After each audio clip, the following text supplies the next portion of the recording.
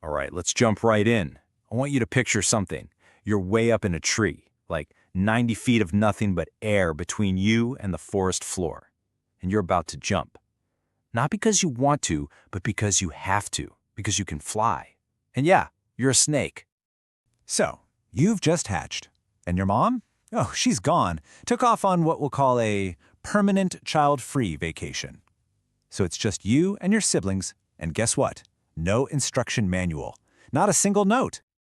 I mean, seriously, the world is huge, you are ridiculously tiny, and the very first thing you have to do is make a life or death decision. This isn't some practice run, this is it. Go time, right out of the egg.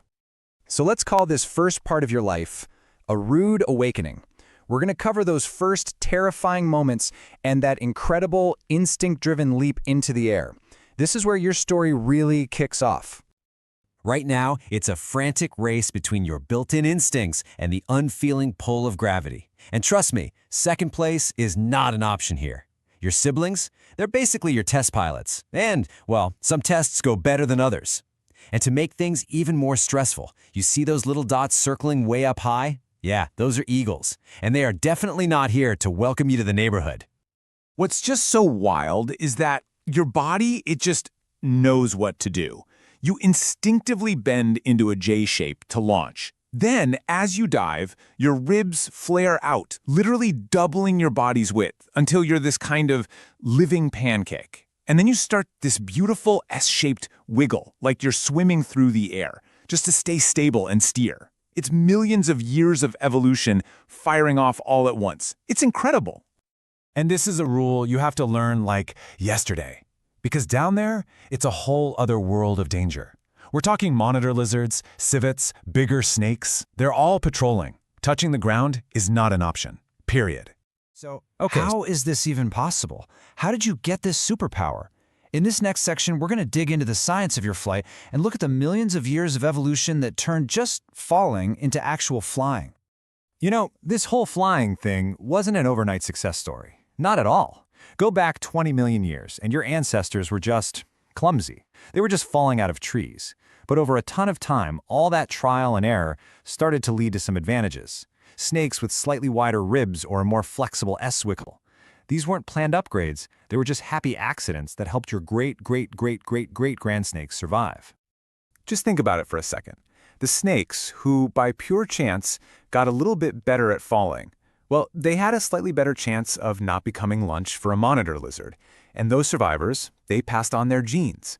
Over millions and millions of years, all those tiny little advantages added up, creating the sleek, aerodynamic package that you are today.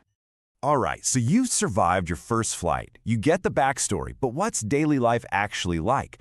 Let's get into the nitty-gritty of surviving and even thriving way up in the treetops. Perspective is just different. You know, a person looks up and sees a forest.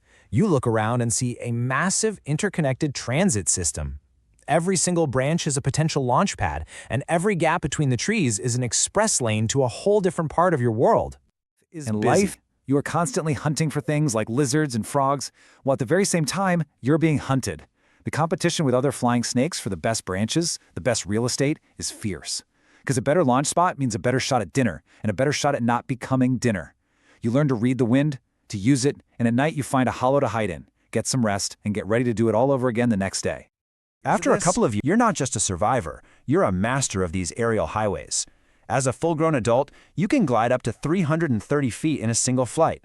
To put that in perspective, for every one story you drop in height, you're moving 3 stories forward. Survival isn't just about you anymore. It's about making sure there's a next generation.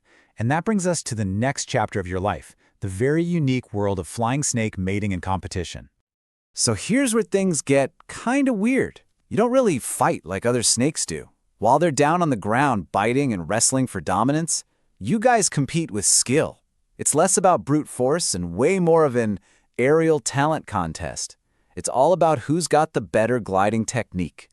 The whole thing is an aerial display. Males just show off their absolute best moves, their best glides, while the female watches from a branch and silently judges. You're polygamous, so everyone has plenty of partners. And parental care? Nope. Zero. None. After mating, the male is gone. After the female lays her eggs, she's gone too. Remember that permanent child-free vacation your mom took? Yeah, it's a family tradition. Time really does fly when you're busy not becoming bird food. And just like that, we arrive at the final chapter of your life, where the challenges of getting older bring your whole journey full circle. So you've made it, which, for a flying snake, is a huge achievement. But your body, it's changing. Your muscles don't quite snap into that perfect J shape anymore. Those incredible, effortless glides are slowly becoming a thing of the past. And the change is, it's pretty dramatic. Your 330-foot glides have turned into cautious little hops between branches. The best spots, the penthouse branches at the top of the canopy, they're now taken by younger, faster snakes. You've been pushed down to the middle floors. Your whole life has to shift from being an active hunter to a patient ambush predator.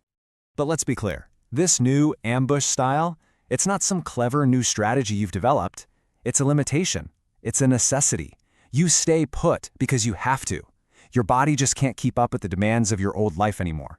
Then one day you spot an easy meal, just a short glide, one you've probably made thousands of times before.